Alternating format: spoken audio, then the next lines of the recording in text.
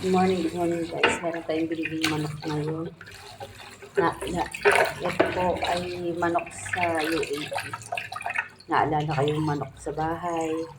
May alaga kami mga manok sa bahay. Minsan ayaw ko ipakatay kasi nakakaawa sa totoo lang. So minsan, pag nakikita mo yung manok pagka araw-araw mo pinapakain, araw-araw mo inaalagaan, tapos kakatayin mo. Diba? Naaawa ka talaga. Kasi wala eh. Ito ang role nila sa buhay, alagaan. Uulamin natin. Yan ang manok. Tara. Lagyan na natin siya at katayin na natin siya. Hati-hatiin na natin siya. Good morning guys! Nandito naman po tayo. Magluluto tayo ng ating pananghalian.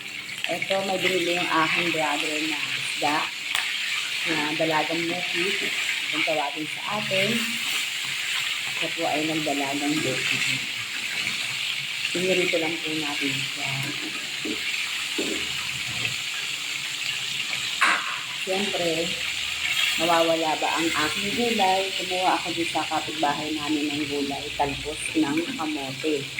Yan.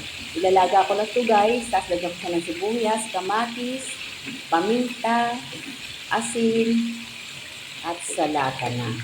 Ayan.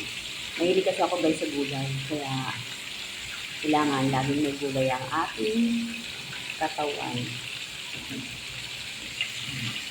Ang ganda ng isda. Nandili ng kapatid ko. Ngayon na ulit ako nakakain nito. Buti na nakakabili siya ng guys. Ganyan na yan guys. Masarap na ulam. Simpleng ulam pero mabitamina. Kasi kahapon manok ang inulam ko. Ayos na yan. Bye!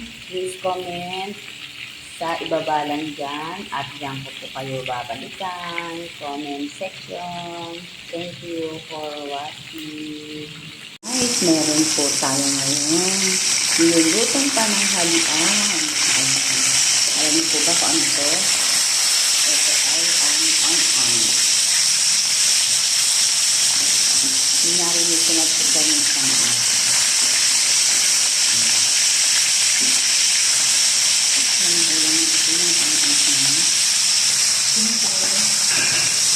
Hindi mawawala ang ating gulay.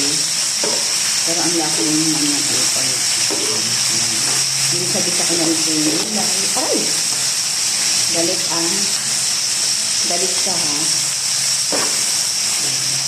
Ang sabi sa natin ng gulay na ito. Sibuyas, si bawang. At yung lawak na kabin.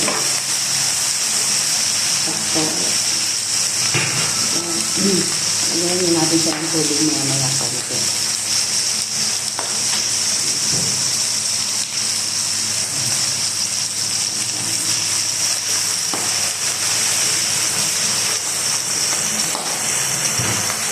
Hindi ka namang galit dyan. At nagyawala ka. Nagyawala ko yung pangin. Kabilang yung agad. Palamutin lang natin para may ulam na tayo. Comment lang kayo dyan sa aking comment section. Maraming salamat.